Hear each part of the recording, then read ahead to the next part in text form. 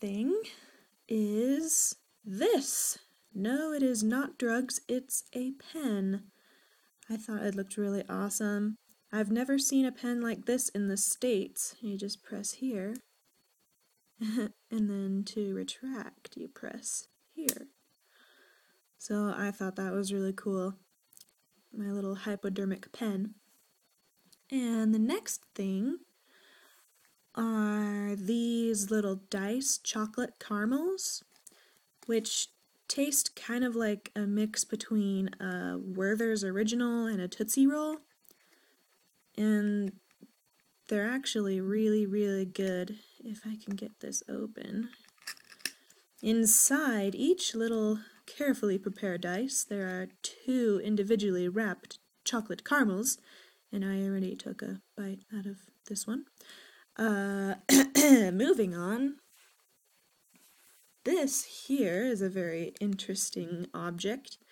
It's Lot Black Gum, and if you can see that, high technical, excellent taste and flavor.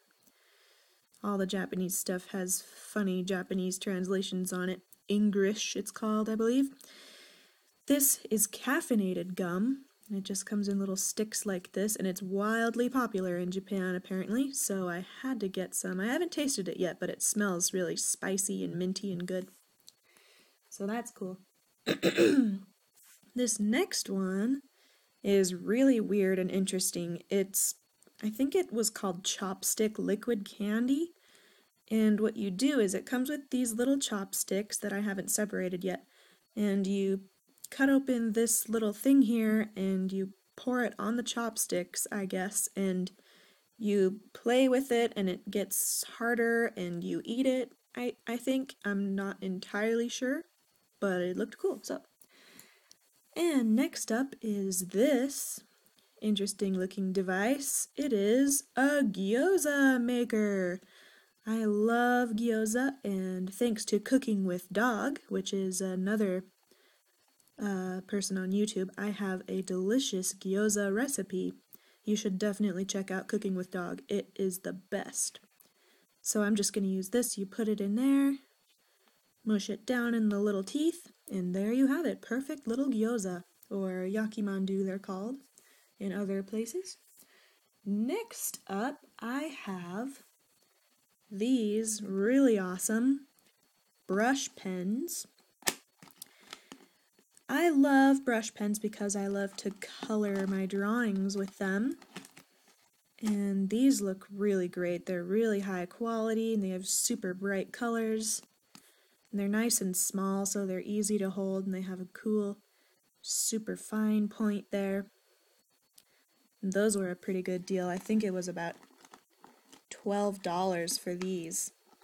I'm going to have a lot of fun coloring with these. And my next thing is this Meiji candy assortment. I'm guessing that this is milk pudding flavor, which I've seen before. And this must be lemon drops. And looks like this is Meiji Poiful assorted fruit flavored candy. This must be strawberry. And it looks like this is the Meiji style M&Ms, the chocolate. And what I thought was really interesting on this is the back of the boxes. They all have playing cards. They're all playing cards on the back. Oops. Well, anyway, there's a 3 and like a king. I'm guessing this is kind of like the coffee cup card game that we have here. Maybe. Once again, I really wish I could read it and see what that all is for, but they're really, really cute. I wish things were this cute in the US. Next up, we have this interesting device, which is an onigiri maker. Or an onigiri press, if you prefer. So you take your rice, put it in these slots here, and then you place this on top and press down. Then you take it out, press the little notches, and out pops your perfectly shaped onigiri, which I am very excited to make some of those. I want to get some furikake to put on the outside, furikake. That would be really awesome. The next thing I have is this little salmon nigiri sushi cell phone chain or keychain.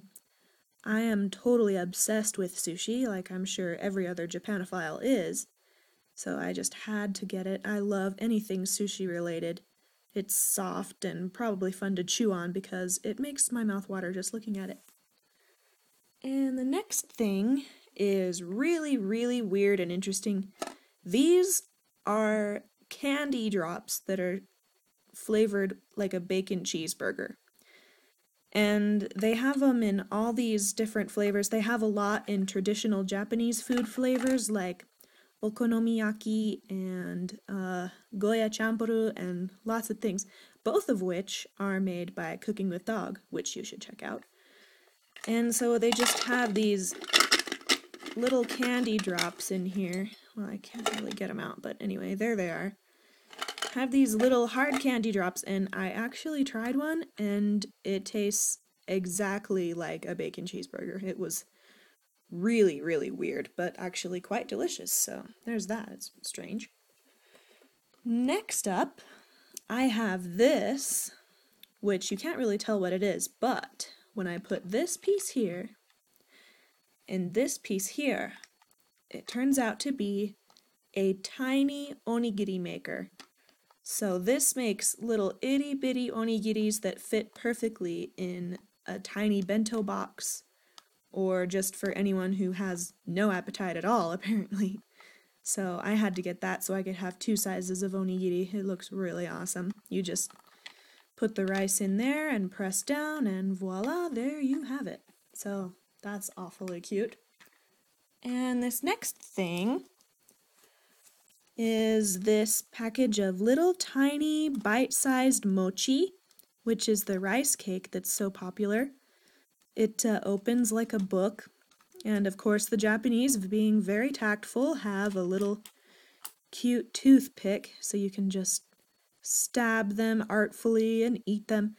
I think these were champagne flavored, which is awesome. I had one and it was delicious and chewy, just the way mochi should be.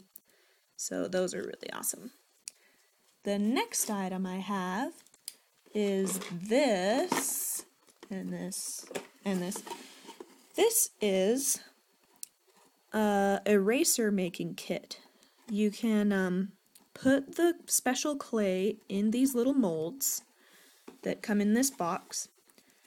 The little molds are like this, and you put the eraser clay in the little molds and you press them together like so, and you put them in this special box full of water in the microwave, and then you have erasers that you can use or just admire.